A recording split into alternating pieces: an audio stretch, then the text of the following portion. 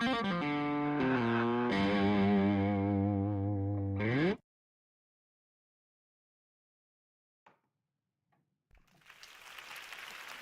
good morning. How are you doing today? Dr. Roddenberry back to you after a week's absence. Hope everybody's doing well today. I see we have a couple of people in the audience. I would assume Angelina Yang is probably out there. Hello, Angelina. Just hope you're doing well. Typing in a message there to see if anybody gets it. Are we out there waiting? Yeah, good deal. Angelina Yang is in the audience. Seems like we have a couple other people. Good to see you. Thanks for coming today. We are in chapter 13. Holy cow, folks, you are 3/4 of the way done with this class. Can you believe it? We are getting close to the end of this semester. Now, you keep doing this for a few more semesters, and you will have your 2-year degree here at Wake Tech Community College. Then a couple more years, and you'll have that 4-year degree that you need. So, congratulations on sticking with me this entire semester. You have done a great job. Okay. So today we're going to talk about chapter 13. Let's go ahead and go to chapter 13 right here. Okay, we're talking about personality today. Hold on, let me see if I can adjust my board here just a little bit so I can get messages. No, I can't. I'll move it over here. Maybe this is better. Okay, fantastic. Okay, I like that a little bit better. Okay, so we're going to be talking about personality today. And in fact, this week in our webinar, we are going to be taking personality tests and talking about them. Okay, so what exactly is personality? Personality is the relatively stable set of thoughts, emotional responses, and behaviors that characterize a person. These are the thoughts, emotional responses, and behaviors that make you uniquely you. How do you respond to a parade compared to your person? How do you respond to a joke compared to another person? What set of thoughts, emotional responses, and behaviors make you uniquely you? That's what we're interested in understanding this week. Why is personality important? Well, personality allows us to understand our behavior and the behavior of other people. Why did Chris do that? Well, I know Chris's personality. Chris tends to do this, this, and this. Angelina, you might say, you know what? I know my personality, so I am not going to go to that party because I don't think I would have a good time at that party. Personality allows us to know ourselves and respond and know how we should act and behave. For some reason, my chat isn't working that well today, so I'm going to have trouble if you chat. Okay, no big deal. We don't have anybody chatting. So it allows us to understand our behavior and the behavior of other people. And more importantly, it allows us to predict the future behavior of others. How's Chris going to respond if you do this? Well, if you know my personality, it will allow you to guess how I might respond in any given situation. Now, we're going to be talking about two broad approaches to personality. Actually, three broad approaches to personality. I added a third one just a couple of minutes before class. We're going to be talking about what exactly it means to have a self. Actually, that's probably not a broad approach to personality. I just decided we're going to talk about self. And then some psychologists talk about how personality develops. Okay, we're going to talk about Sigmund Freud and the personality theorists and how personality develops. That's one major approach to personality. The other major approach to personality is trying to figure out how to measure personality accurately. So you can think about these two broad approaches to studying personality. How does it develop and how can we measure it? And I'm going to add the third part in, exactly what does it mean to have a self? Okay, so that's what we're going to talk about. Now, the first thing I want to do today, Angelina, is talk about what it means, what the self is.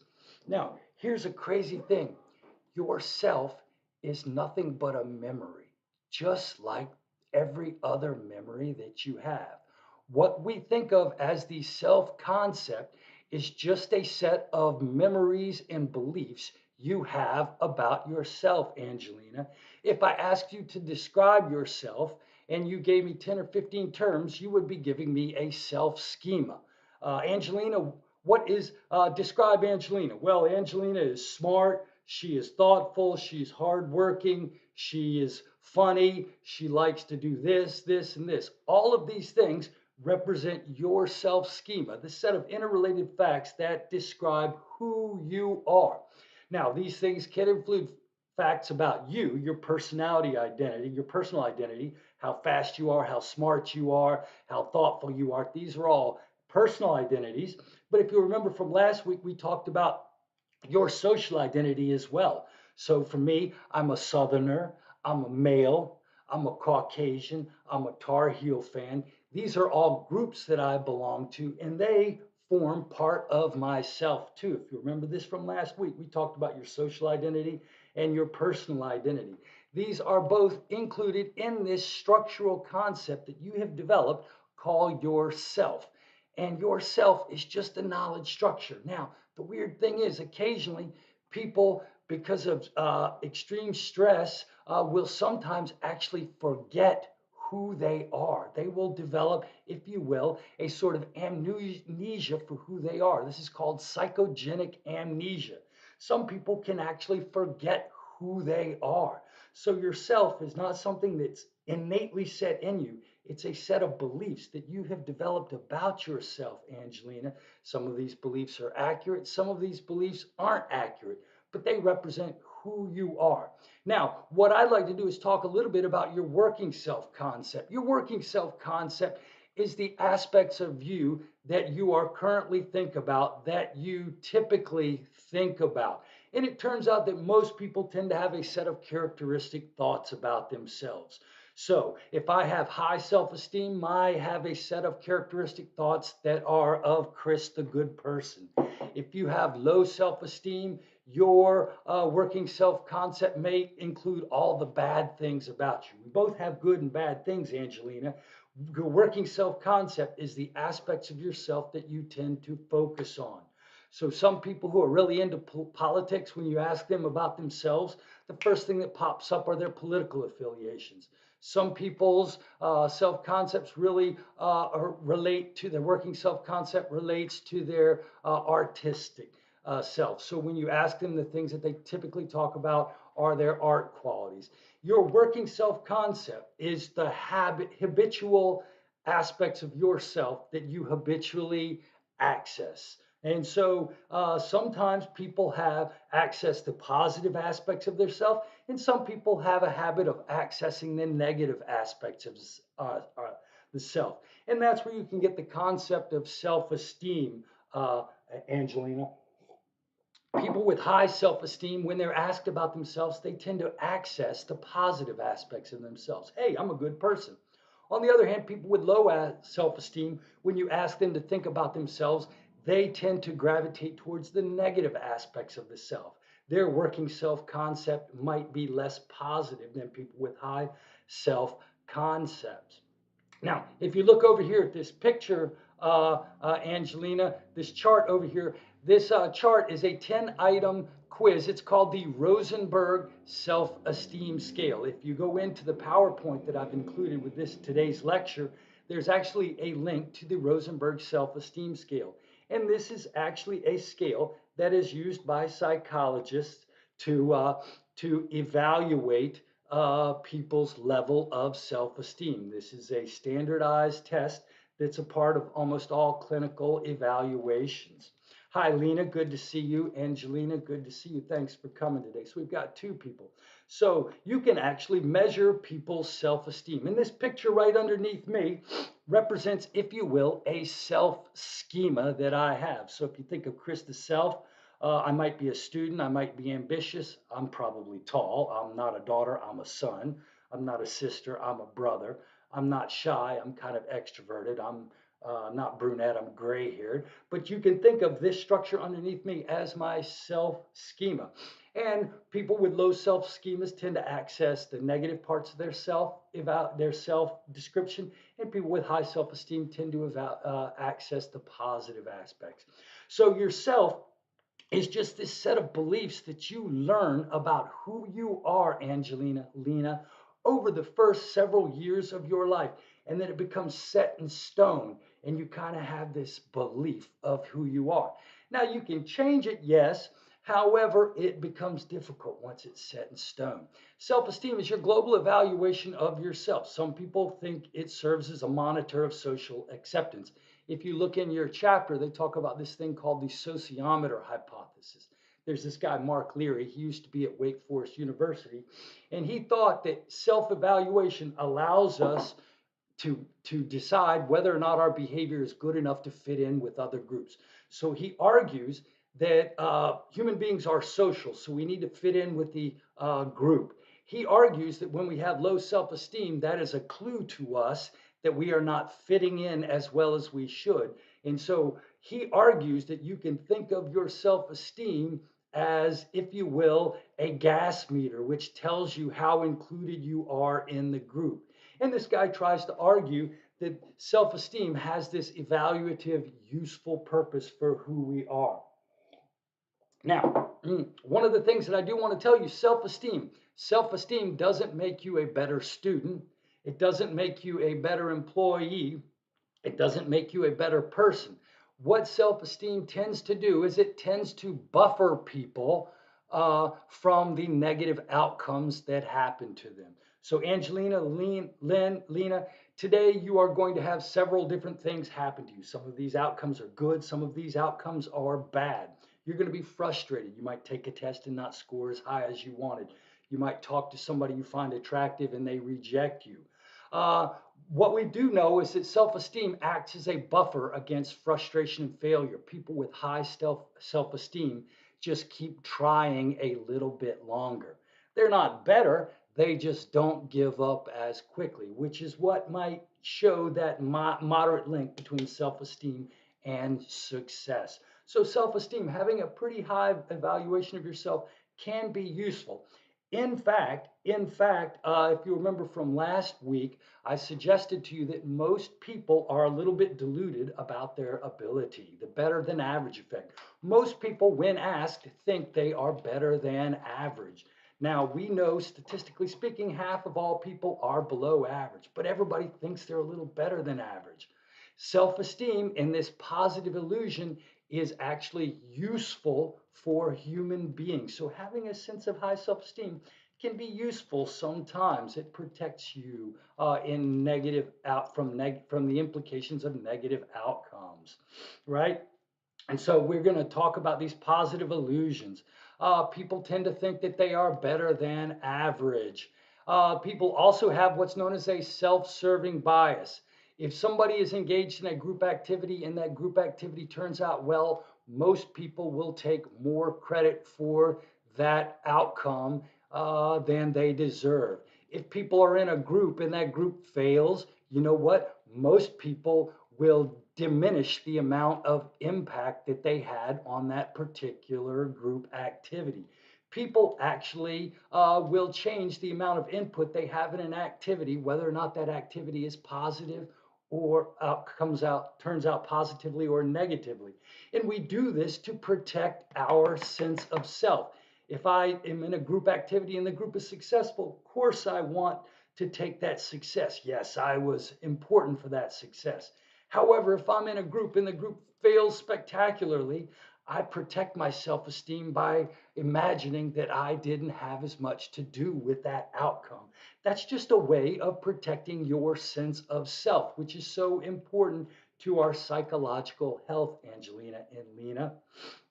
And also, if you give people a chance to compare themselves, most people will choose to compare themselves with someone who is not doing as well as they are, right? Upward comparison is when we compare with somebody who's better than us. And you can do this when you're trying to improve your performance.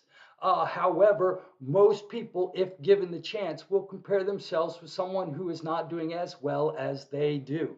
This downward comparison acts as a buffer for their self-esteem. It makes people feel good. So if you and your boyfriend or girlfriend are talking about relationships, you will tend to gravitate to and talk about those relationships that aren't as good as yours relationships. So my wife and I might say, yeah, Look at those people's marriage. God, can you believe that? They fight all the time. I'm glad our marriage is better than theirs. And so, in a sense, this self esteem, this positive evaluation that people have, is actually kind of useful in helping us persist through frustrations and failures. And people spend a lot of time and effort trying to maintain a positive sense of self. All right. So, self is sort of like this fundamental set of beliefs that we have about ourselves, and they're very, very important. So your book's going to start the personality chapter by talking a little bit about what it means when we talk about the self. So the self, in a sense, is where your personality comes from, my students. Okay. So let's, now that we've talked about the self, let's talk about some theories that describe how the personality develops. So, Angelina, how do we start out as an infant, and how does our personality come to that full, mature personality that we all have? Your book is going to include a table that discusses three broad theories of how personality develops. There's psychodynamic theories of personality, there are humanistic theories of personality, and there are what we call social cognitive theories of personality. Now, according to the psychodynamic theories of personality, people's personalities develop primarily because people are in conflict. We all have desires and needs, and the world doesn't meet our desires and needs. And so, according to Sigmund Freud and his others, our personality develops as we deal with these conflicts and problems that we have in life. So, according to Freud, everybody tries to meet their sexual instinct by having sex as often as possible. However, society doesn't let us do that. So, our personality develops in such a way so that we can fulfill this need without getting in trouble. Alfred Adler said human beings are born with a need for power, but the world doesn't give us power. And so he argues our personality develops as we try to achieve this feeling of power that we so desperately need. So the psychodynamic psychologist said that personality is really our solution to a conflict that we find in the environment. On the other hand, the humanists say that personality is a natural structure, just like your arms, your legs, and your body, that's going to grow into a normal shape unless we don't treat it properly.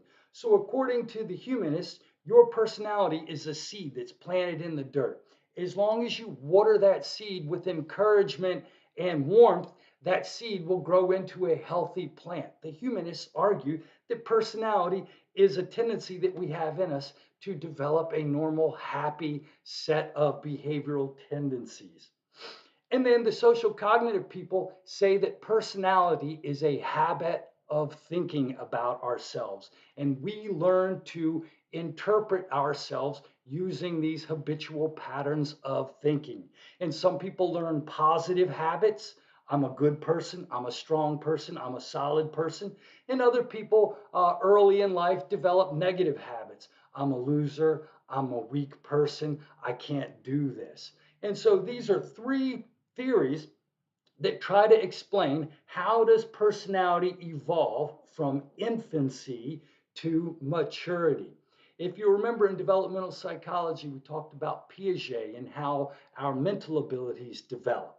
Well, just as our mental abilities develop, our personality develops over the course of our lifespan. Okay? So let's see. So let's talk about these in a little bit. So Sigmund Freud and the psychodynamic conflict. I just want to tell you a little bit about Sigmund Freud because all introductory psych students should at least know who he is. Sigmund Freud wrote a book, The Interpretation of Dreams, published it in 1900. It became an immediate bestseller, and he became an immediate international superstar. And in this book, he argued that human beings have these internal needs. You and I would call them instincts. And we have these instinctual drives that drive us. So we all have an instinct to eat. We all have an instinct to drink water. We all have an instinctual need to breathe. He argued we all have an instinctual need to have sex. However, sex is really controlled by society. And so there's a lot of conflict between our instincts, our desires to have sex, and the rules of society. And he argues that our instincts and these rules of society uh, conflict, and personality develops as we learn habits and strategies to allow us to achieve our instinctual desire while not getting in trouble. So, according to Freud, we're born with a set of instinctual desires. He called this the id. Okay, it's your personality, it's your instinctual animal desires. He argues, however, that over the first 5 years of your life, your mom and dad teach you right from wrong, and they make you feel bad about having certain impulses and wanting to do certain things. And this creates a part of your personality called the superego. It's your conscience, if you will. It's all of your shame and your guilt and your embarrassment about wanting to do things that you shouldn't do. And he argues that these two parts of your personality are in conflict. And a third part of your personality develops in order to manage the conflict between your desires and your guilt. And this part of your personality is the only part you're aware of. He called it your ego, your consciousness. And it tries to get what the id wants while not being punished by this super ego. All right. And he argued the reason he wrote the book, the Interpretation of Dreams, is because he argued that the reason people dream at night is to fulfill their instinctual wishes that they couldn't fulfill during the day.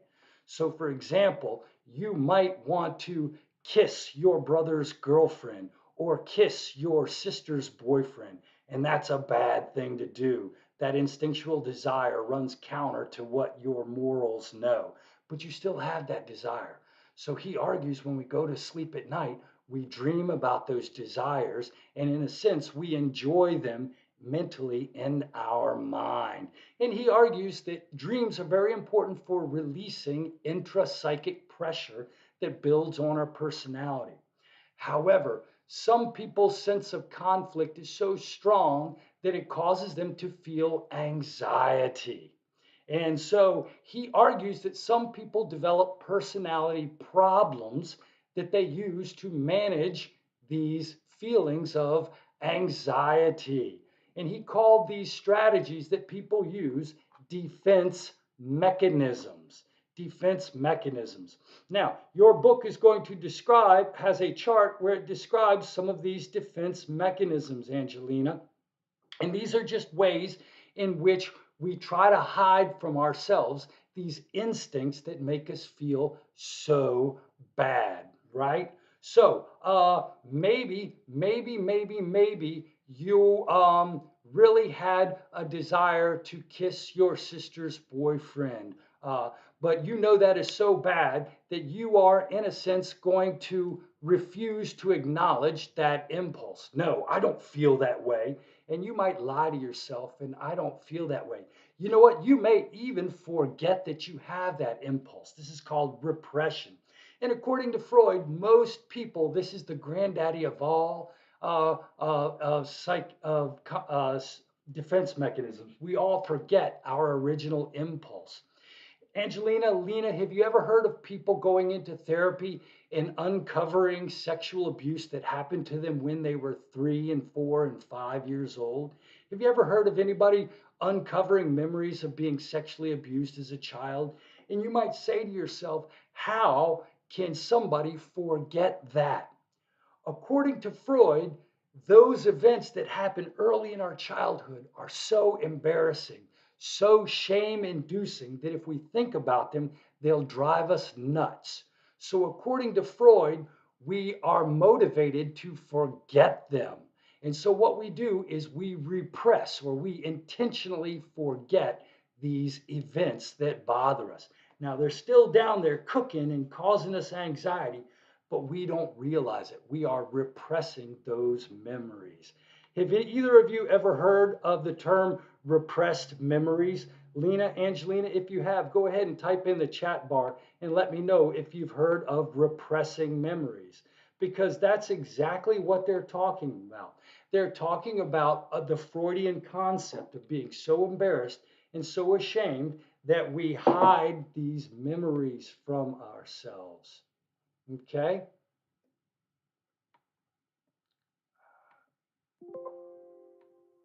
Okay. Now, he provided several other of defense mechanisms. Sometimes, if we're embarrassed because we have a tendency, we project that tendency on to other people.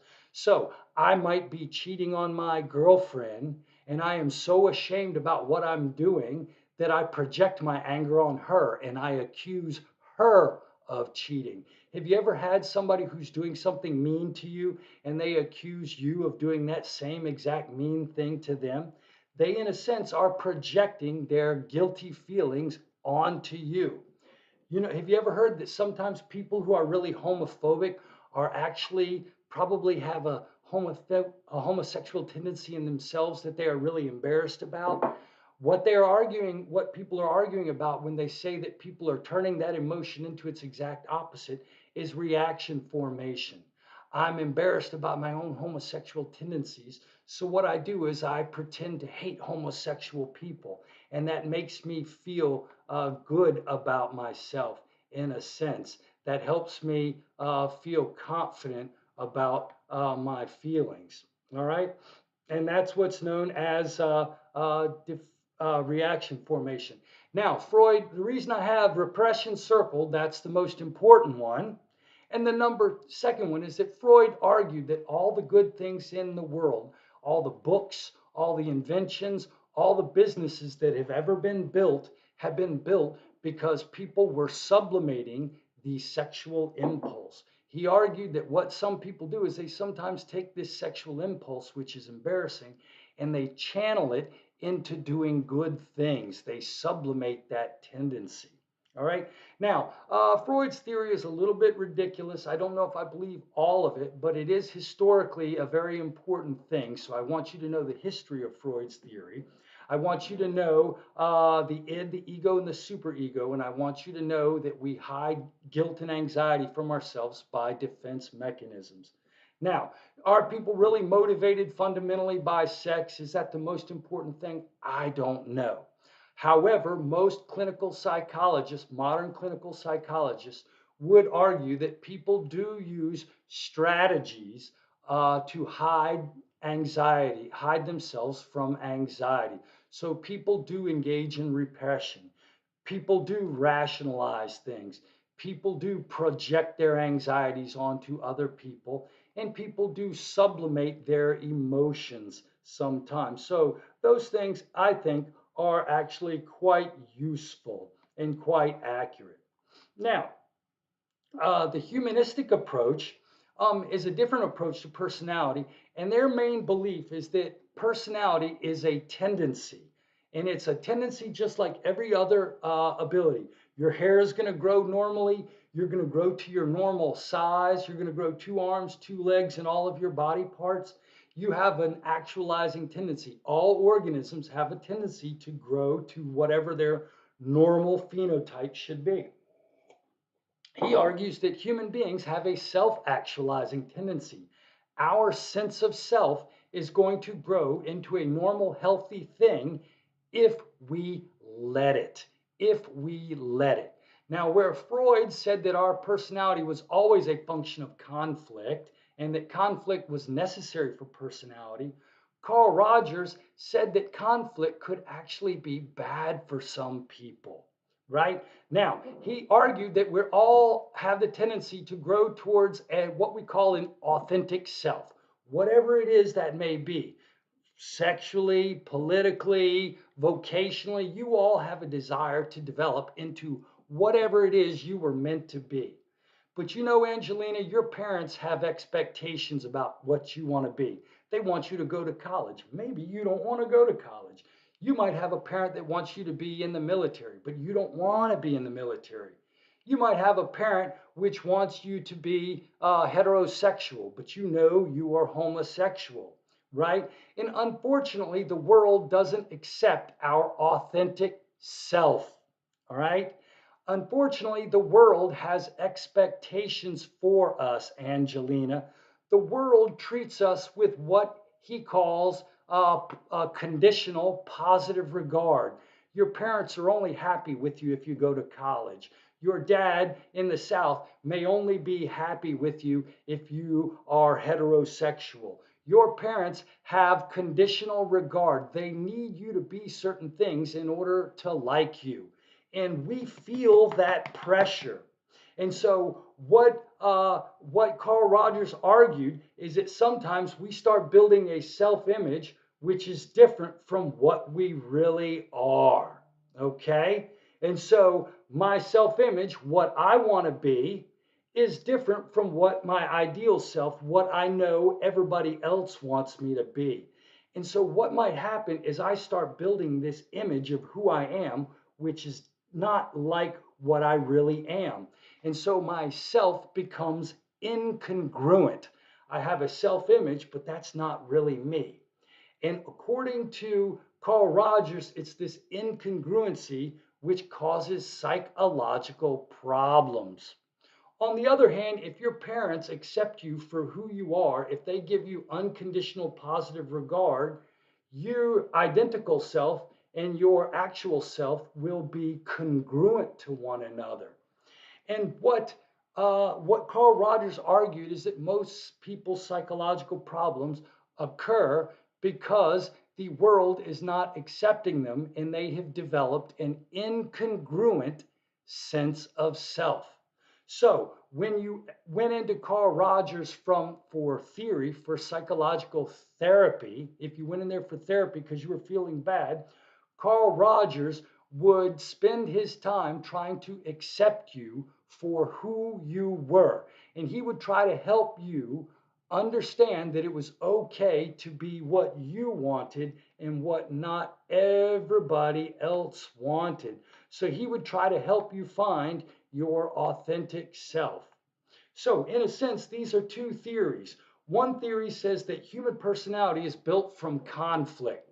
It occurs as we try to manage the conflict between our animal desires and the requirements of the world. That's sort of a psychodynamic theory of personality. On the other hand, Carl Rogers says that personality is a natural tendency to develop in a certain way that will occur in a healthy manner unless we are not accepted for who we are by the world. Now, both of these theories are more theoretical and don't have as much evidence to support them.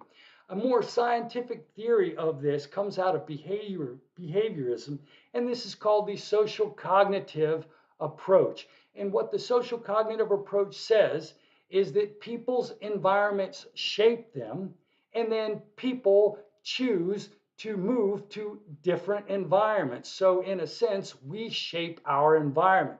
So, my early environment creates a personality style in me, which then causes me to choose a certain world and situation to live in that reinforces my sense of self. So I engage in behaviors, all right? These behaviors lead to rewards from the environment. These rewards from the environment shape my behavior, but they also tell me who I am. So if early in life my parents make me feel like a failure, these outcomes from my environment, not only will they shape my behavior, but they will give me a set of beliefs about myself. So not only does the environment shape your behavior, like the behavior said, but it also causes you to have a certain set of beliefs in yourself. And these beliefs then shape the way you act. Do any of you have a friend who is confident but won't try to do anything new because they feel like a loser? Do any of you have a friend that is actually quite attractive but acts as if they are unattractive because they don't believe it? These people, in a sense, have learned a set of self beliefs from their environment, and these self beliefs then affect the way they behave. And this guy, Albert Bandura, focused on this one personality quality he called self efficacy. And self-efficacy is your belief in your ability to do things. Could you lose weight if you wanted to? Absolutely, I could lose weight if I wanted to. Could you get a college degree if you wanted to? Absolutely, I could get a college degree if I wanted to. Could you learn how to cook a steak? Absolutely, I could learn how to cook a steak. All of these statements are statements of high self efficacy. I believe that I can learn and do certain things. Lena, Angelina, you probably wouldn't believe how many students I have who come into my class who start out on day one with the belief that they are going to fail my class. They say things like college is too hard. I'm not smart enough. I'm not good at school. Those people have a belief that they cannot do it. They have low self efficacy. And my job as a teacher is to help instill a sense of power in these people, to try to build a sense of high self efficacy. Now, Angelina, Lena, hopefully you ladies have been brought up with a sense of high self efficacy. You feel like you could do good things. You could find a romantic partner. You have high relationship efficacy. You feel like you could do well in school. You have good school efficacy. You have, you might think you're a good athlete. You have high sports efficacy. So you feel powerful. So Albert Bandura focused on feelings of power and how they develop early in our life and how these feelings of power cause us to engage in certain ways. Now, one of the most important things you can do for your children when you raise them is to give them a sense of self-efficacy. Especially if you don't feel one, you need to help your children develop a feeling of power because these feelings of self-efficacy are very useful in later success in life. So how do you teach your child to feel confident about their abilities? Number one, you put them in situations where they struggle a little bit but can be successful, right? So you give your kid a chance to do things on their own. I can't tell you how many parents do everything for their child. If you do everything for your child and you never make them do anything on their own, they will never develop mastery experiences. They will never learn to do anything on their own. So spoiling your child can lead to low self-efficacy. Make your child clean up their room. Make your child fix their peanut butter sandwich. Make your child do their own homework. These things, these will lead to mastery experiences and it builds confidence in your child. The other thing is help your child see other people being successful.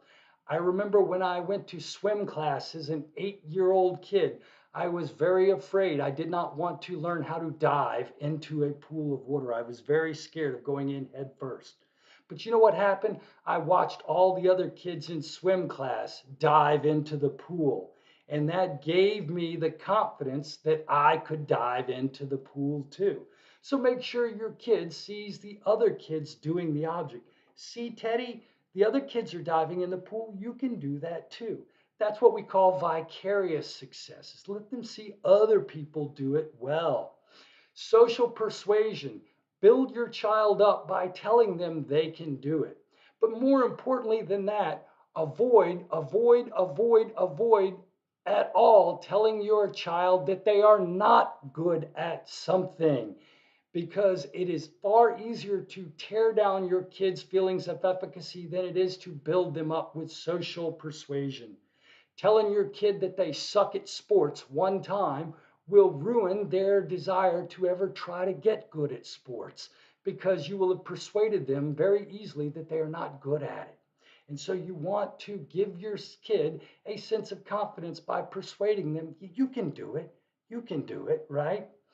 And then the final way you can help your child develop feelings of confidence and self-efficacy is by helping them manage their emotions and their fear. One of the things we do is we interpret our fear as our inability to perform. If I'm overwhelmed by emotion, I make the judgment that I can't do something. Okay? And so what we have to do is help our child manage their overwhelming emotions. If you can get your child to calm down, then they evaluate that as feelings of power.